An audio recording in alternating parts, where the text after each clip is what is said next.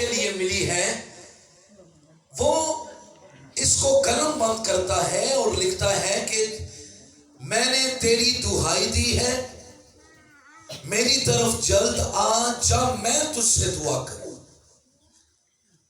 تو میری آواز پر کان لگا، میری دعا تیرے حضور بخور کی مانند ہو۔ کیسے ہو؟ بخور کی مانند۔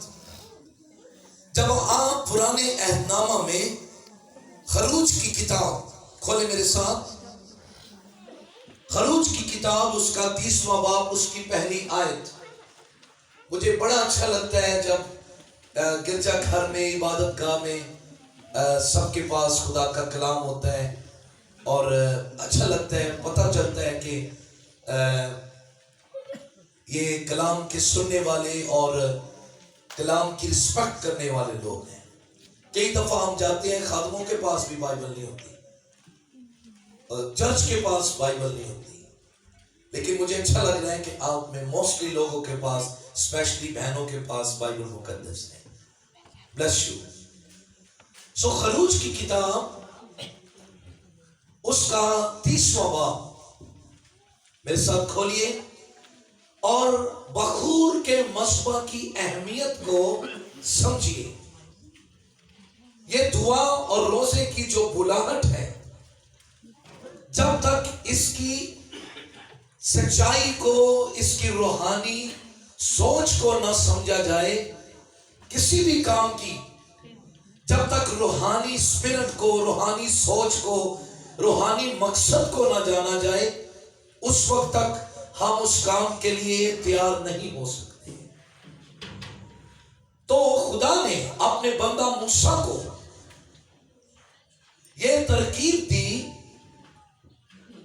اور کہا، اور تو بخور جلانے کے لیے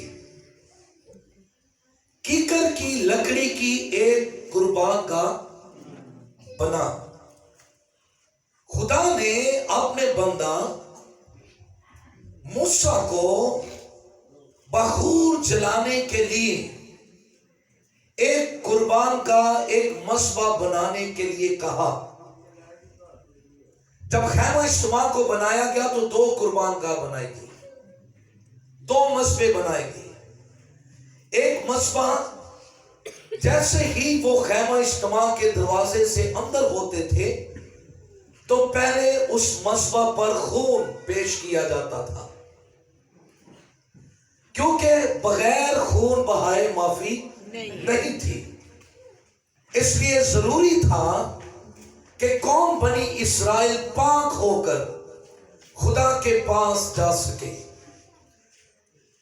لیکن دوسرا مذبح جس کی آج ہم اہمیت کو سمجھنے والے ہیں اور اس کی اہمیت کو جاننے والے ہیں، کیونکہ بہت سی کلیسیائیں ہم پورے پاکستان میں وزٹ کرتے ہیں، ہمارے پاس یہاں بڑے خادم ہیں جو طول و عرض میں جا کر خدمت کرتے ہیں۔ آپ کا بھی مشاہدہ ہوگا،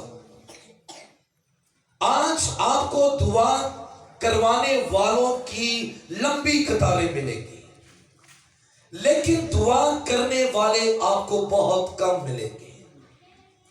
لیکن میں آپ کو انکرج کرنا چاہتا ہوں، ایف جی اے چرچ کی کلیسیا کو، ایمانداروں کو، خادموں کو، یاد رکھیے دعا کرنے والے کم ہیں لیکن خدا کی نظر میں اہم ہیں۔ آمین۔ دعا کرنے والے کم ہیں لیکن اہم ہیں۔ سو آپ اور میں خدا کا شکر کریں کہ ہمیں یہ خدا نے توفیق دی ہے کہ ہم دعا کروانے والوں کی لسٹ میں نہیں بلکہ دعا کرنے والوں کی لسٹ میں ہیں۔ سو خدا نے اپنے بندہ موسیٰ کو کہا کہ وہ بخور جلانے کے لیے ایک قربان کا بنائے، اور کیوں بنائے اس کی چھٹی آیت، اس قربان گاہ کو رکھنا کہاں ہے، اس قربان گاہ کو بنانا کیوں ہے، اس کی اہمیت خدا نے بتائی۔ साथ। छठी आयत में लिखा है, और तू उसको उस पर्दा के आगे रखना जो शहादत के संदूक के सामने है, वो सरपोश के सामने रहे जो शहादत के संदूक के ऊपर है। आगे क्या लिखे? जहां मैं तुझे मिला करूंगा। पहली बखूर कुर्बान गाह की अहमियत यह है, खुदा ने उसको कहा इसको उस पर्दा के आगे रखना जहां शहादत का संदूक है, और वहां मैं क्या करूंगा? वहां मैं तुझे मिलूंगा। किस मस्बा के पास मिलूंगा? बोले, बखूर के मस्बा के पास, वहां मैं तुझे मिलूंगा। इसको रखना कहां है, खुदा ने यह भी बताया। ऊपर अगर आप पढ़ते आएंगे तो आपको इसके बनाने की पूरी लंबाई चौड़ाई भी मिलेगी।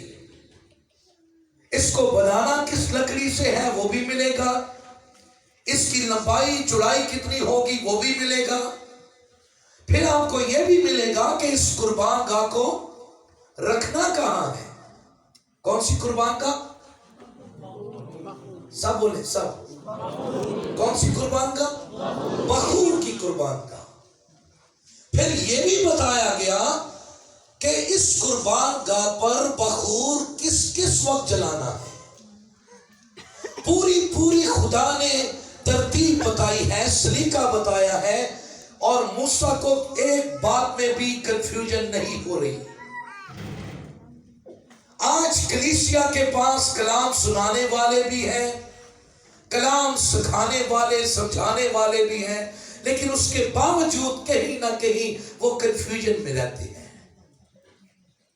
मूसा खुदा का खादिम, जब उसको बखूर जलाने की कुर्बान गाह का सलीका, तरीका, करीना बताया गया तो कंफ्यूजन नहीं रखी।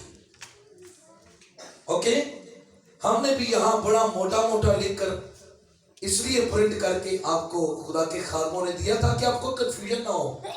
अब मुझे नहीं पता, दुआ के लिए तो मुझे काफी लोग यहां जमा मिल रहे हैं, लेकिन एक इसमें मिसिंग ना हो जाए, और वो था रोजा। ओके, दुआ और रोजे की बुलाहट शफाअतकारों के साथ। आज क्योंकि आपको ज्यादा शिकायतकार मिलेंगे, शफाअतकार कम मिलेंगे। गिरजा शिकायतकारों से भरा हुआ है। हाँ, शिकायतकार बहुत हैं पर शिफायतकार बहुत कम है।